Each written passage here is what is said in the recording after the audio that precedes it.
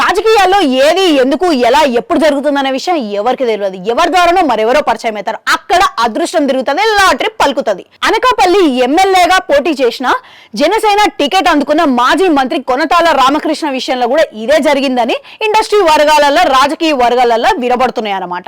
ఈయన గత 5 ఏళ్ల క్రితం అజ్ఞాతవాసంలో ఉన్నాడనేది కూడా తెలుస్తున్నది. అట్లాంటి టైంలో జనసేన అధిపతి అయిన పవన్ కళ్యాణ్ ఒక్కసారిగా కలవడం, పార్టీలకి రమ్మనడం ఇదంతా ఆశ్చర్యకరమైన విషయం అనే చెప్పుకోవాలి. అసలు ఈ లింక్ ఎక్కడ కుదిరిందిరా స్వామి? పైగా తెలుగుదేశంలకు కూడా కరెక్షన్ లేదు.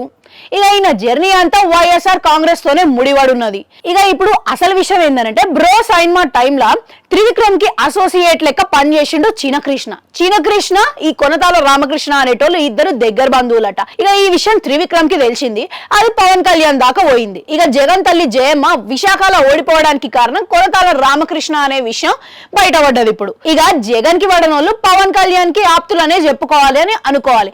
అందుకే కొనతాల రామకృష్ణానికి దగ్గర తీసుకున్నాడు పవన్ కళ్యాణ్ అనే అనుకోవాలి, లేకపోతే త్రివిక్రమ్ రికమెండేషన్ ఏమైనా వర్కౌట్ అయిందనే అనుకోవాలి. మొత్తం మీద 5 ఏళ్ల తర్వాత కొనతాల రామకృష్ణ అనేటోడు లైమ్ లైట్ లకు వచ్చిండు. ఇక ఈ విషయం మీద మీకేమనిపిస్తున్నది? కామెంట్ సెక్షన్ లో కామెంట్ చేయరు. అట్లనే అడుగుంటుంటే అది కూడా నొక్కురి. మళ్ళొస్తా.